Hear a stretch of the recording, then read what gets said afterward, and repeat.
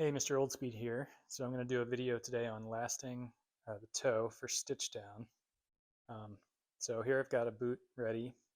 The lining has been lasted, and it's also been trimmed and sort of skived. So any folds that are in the lining, I've skived off to get it as flat as possible. Right. Make sure it's hammered on there good.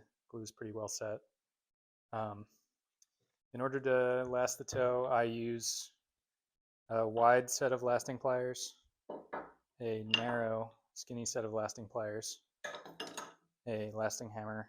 I have fast drying glue, which is it's called All Time from Jet Set, and then I've got a slow drying glue, which is SAR 36 from Emu. This stuff really helps because basically you slather it all over the vamp lining and the underside of the vamp, and as you tug on each pleat and get everything set, it allows the vamp to slide over the lining.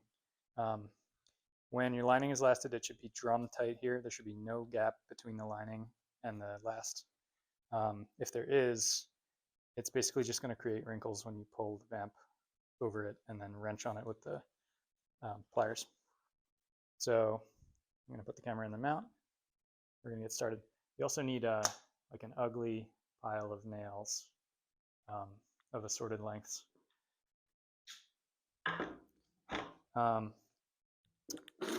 So I'm going to use the slow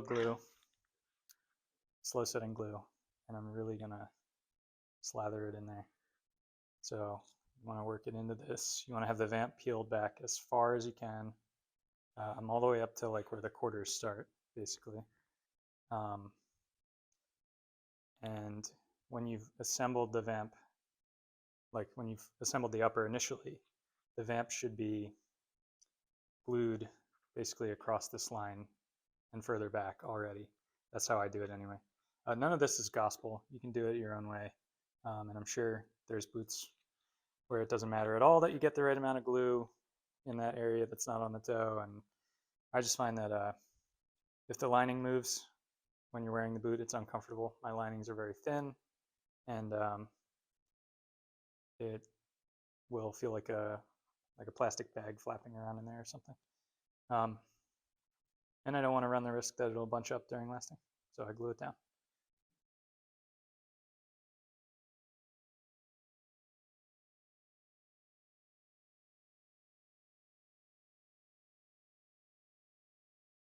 If you are lining your toe box with cloth, like a canvas or something, you have to powder the vent of the last really well, because the glue will seep through the canvas and stick. And if you've done that already and are trying to pull the last out of the boot and it's not coming out, you have to heat the vamp up a lot in order to get it to come loose. Ask me how I know. So I'm putting glue right up the edge.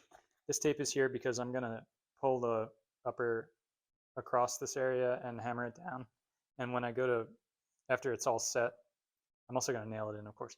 After it's all set, like the next day, I don't want to pull the upper off of this and have it peel the lining up.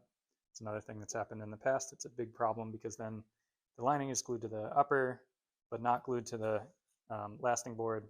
And so by pulling on the lining, you can rip it, or your upper just literally won't let it move. You can't get it glued back down. You go to do the stitch down and you're just like pulling it away. It's a huge problem. So all this has some glue on it, but out of an abundance of caution and because I want it to be really slippery, I'm just going to keep slathering it on until, you know, it looks disgusting. So right up to the edges. And when I pull this vamp up, it's actually going to like squeegee out some glue, and that's how you'll know that you've got enough in there. Yeah, another extra glob on the vamp section, and then we're good.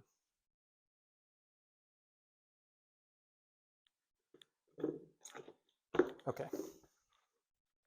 Now I'm going to turn this back out, and you can see that glue piling up there. That's nice. That's real nice. I try to only do this process once because it creases the vamp, basically. So if you have to fold and unfold the vamp a couple times, you can end up with a finished boot that no matter how hard you pull on it, has these ugly creases in it. All right, onto the jack. And then first thing I do is I grab this at the very toe and I pull it really hard, pinch it in place with my hands, get a nice long nail.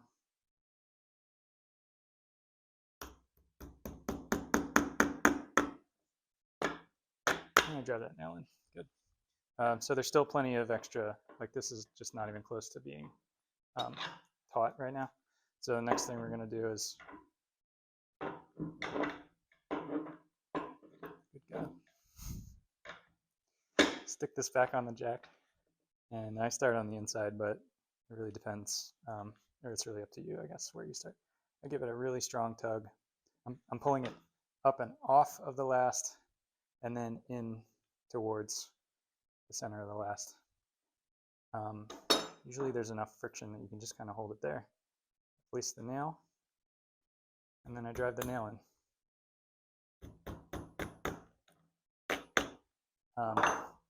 Go to the other side, repeat. I'm using a ton of tension. This leather is pretty stretchy, and it's 5 to 6 ounces. Sometimes even feels like a little more. So I'm not really worried about ripping it with the wide pliers. And then I just pinch it and hold it in place. Realistically, most of the work is being done by that wet glue that's contacting the whole last now right here. But just holding this here will keep it from sliding back. Go back to the other side. I just kind of rotate back and forth as I do this. Pulling it up with a lot of pressure. I'm holding the pliers way at the back so that A, I get a ton of leverage on like the biting force, and B, a lot of leverage against the hammer as I wrench against this. Get a nail.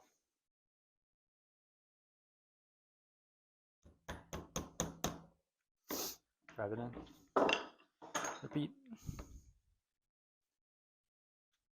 If you're doing this right, you have your hand on the underside of the last. You can feel it tensioning up every time you put a new nail in, basically, every time you make another pull.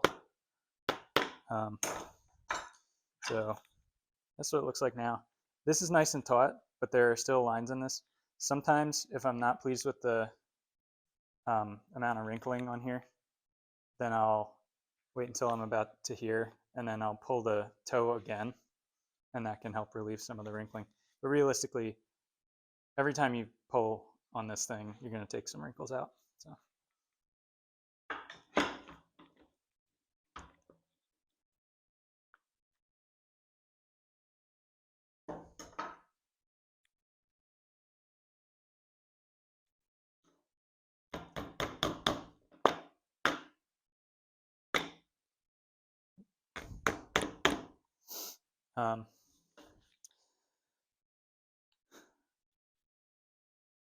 We're going to do this a couple more times. Another thing you can do so that you're minimizing the amount of extra material right at the toe where you need like the least amount of extra material, or where it's most in its own way, is like I just did there.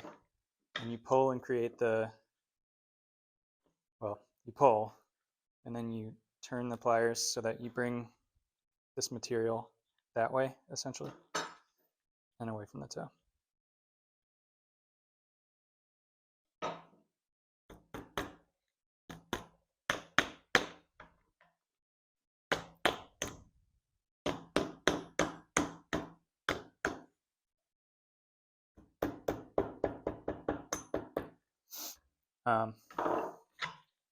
So that already looks a little better.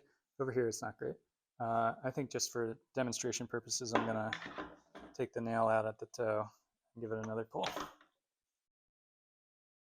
So pulling it off of the last, right? And then really wrenching on it. And then putting it back.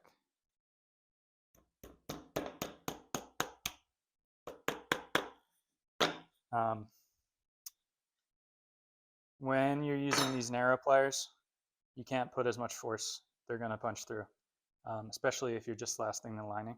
It's much more effective to simply place more nails, get as close as you can to the last place that you just put one, right? Pull up and then back and put another.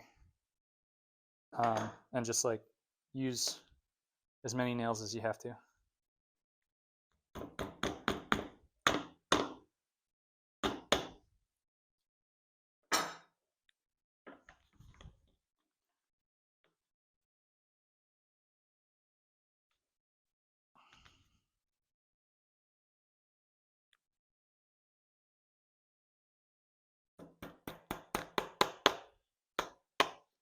All right, so as we get close to the toe, these corners are always the biggest problem.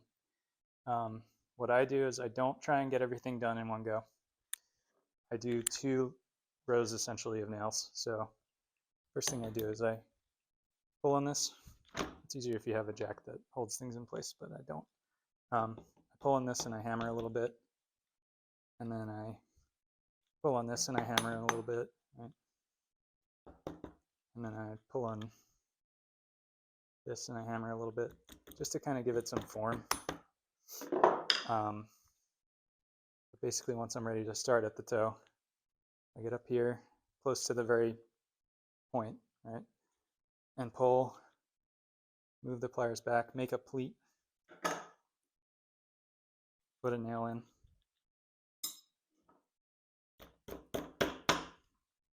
Right, make sure that nail's in there really good. And then do it again. I get close, pull it back, make a pleat, put a nail in.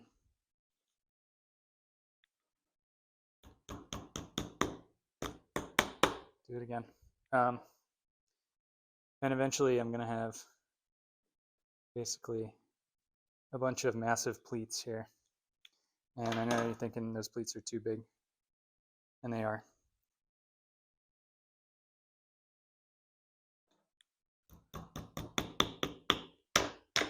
But even that, it's like 1, 2, 3, 4. That's 4 pleats, and I'm like halfway done the entire toe. So this work can go really fast. If you're good at it, you get a lot of practice. So I'm going to pull, hammer it, soften it up, right?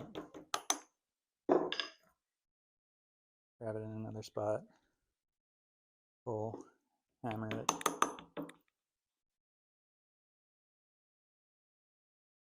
pull, hammer it.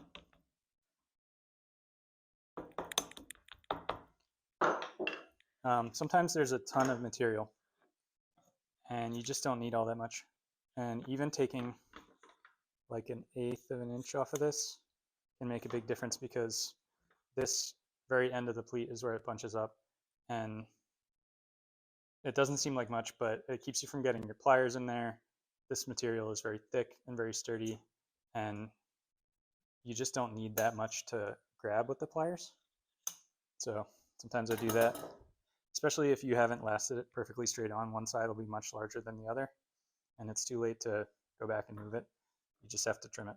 So again, I'm going to get in close to the last place where I put a pleat, which in this instance is really this nail. Move it, hold it with my fingers, move the pliers to pinch further back, right? And then put a nail in.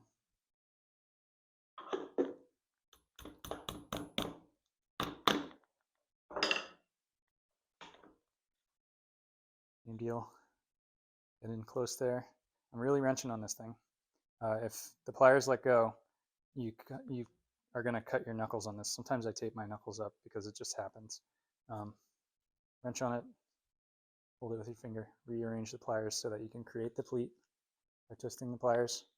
Pull the pleat in as close to the other pleat as you can, because you're really going to run out of space up here. And then put the nail in. Make sure your nails are well set, because when you go to make that next one, you have to get in here and pull up.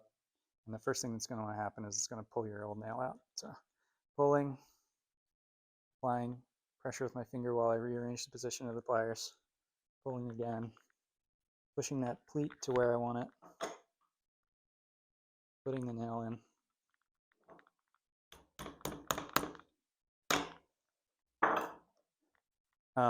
This is why we use the slow setting glue, because sometimes you get stuck in one part of this and your glue is just fully set by the time you get around to that end of the shoe or whatever.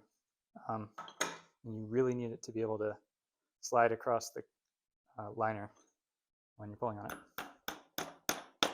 All right, so from the top, it almost looks like we're like nearly done, right? Like it's almost round. And realistically, you could probably stop here because most of this is going to get folded out anyway. But I'm going to show you how to get it actually round. Basically, all I have to do is take my skinny pliers and I grab them with my right hand. Sometimes you can go in right side up like this. Sometimes you have to go in upside down like this. Either way, you're going to stick the pliers in the pleat and pinch hard because you're really going to be applying a lot of force right now. Pinch it hard. With your other hand, take your hammer, and at once I'm leveraging off this hammery part and pulling backwards with the pliers, and then also hitting with the hammer. There's a lot going on here. But basically, I just want to relax the leather up here. Like I have it under tension, and I want to just relax it so that it settles totally against the lath. And then the next thing I do is I take the hammer and I hit it backwards and down to really set that pleat in place. And then I can stick this nail right in the little cavity I created with the hammer and drive it all the way in. Bumps, right? And so we're just going to do that on every one of these pleats. And on this leather, which is super thick, you don't really get to make new pleats because it's just so thick. Like I was saying, this area where it all bunches up just kind of makes that impossible. But you totally can remove these lumps from the corner of the lath, basically.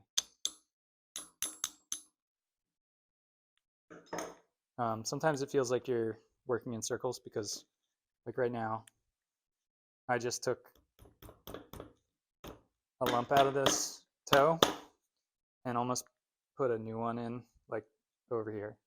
So after I've done that, I'm going to just go back to the one I just did, pull it out, and do another. Because clearly there was a lot of tension, like keeping me from applying real pressure to this first pleat that I've now relieved by pulling this further back. So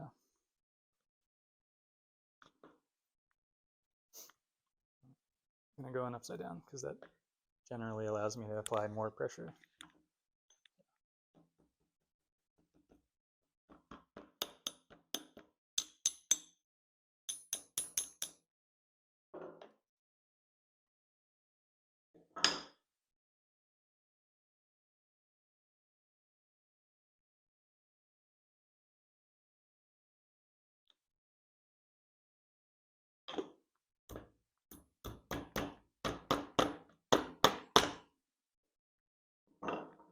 All right, next pleat.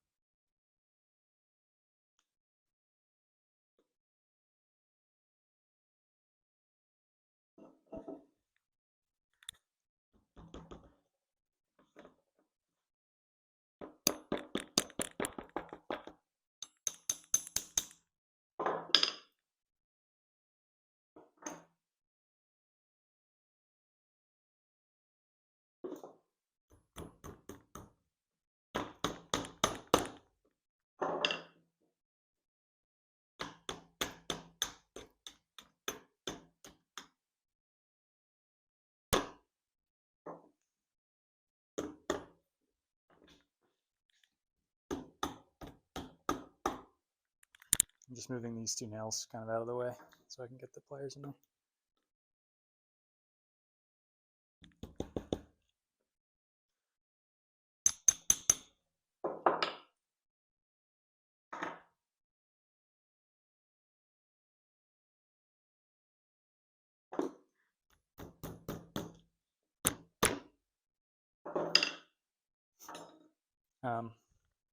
So then I'm just going to go around and repeat that process on anywhere along the entire perimeter of the vamp where it seems like it's needed.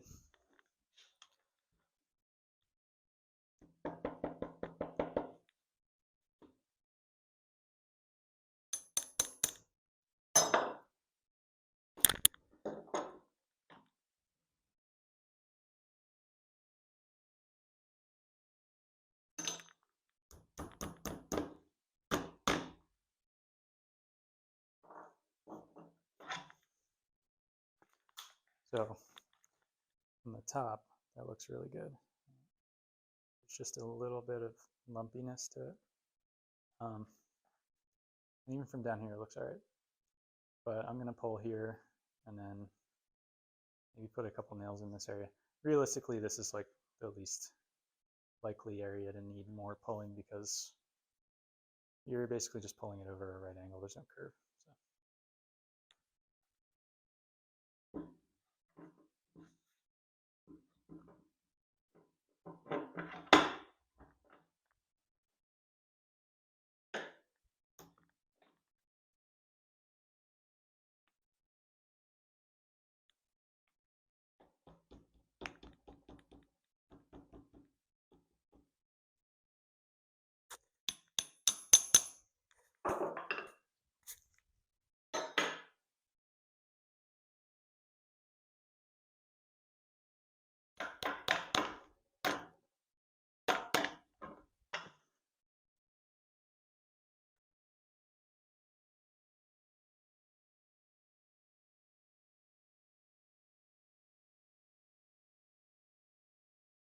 So the lasting board basically runs along here, and that means when all these pleats are turned out, they're going to curve right there because I'm going to put a sheet of cork, which will make it a little taller.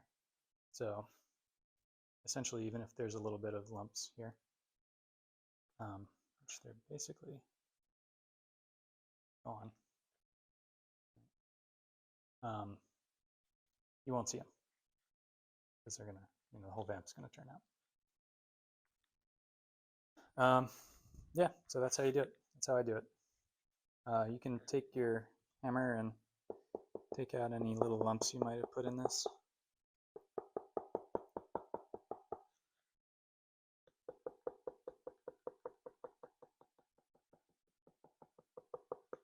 Also, if you've got some creasing here, this usually works. I just be careful not to one time I just pressed the hammer in across here, and basically anything that was covered by this little protector was wrinkly, and then anything forward of that wasn't, and it looked kind of funny. So personally, I would leave it alone if you're worried about that happening. Another thing you can do is heat up the last under a heat lamp or something. Heat up the entire upper under a heat lamp, and then give it some taps if you've really put a dent in it anywhere.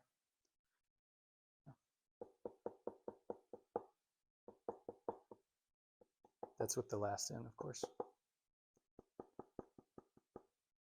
All right. Thanks for watching.